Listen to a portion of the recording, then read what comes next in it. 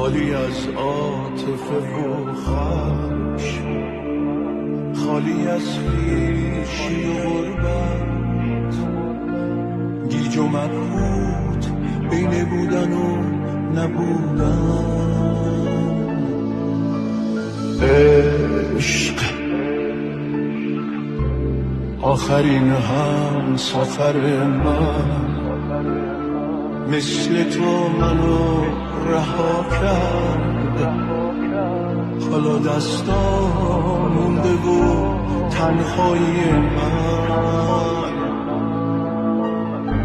ای دری پس من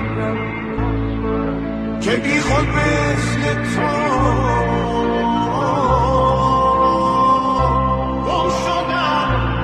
گم شدم تو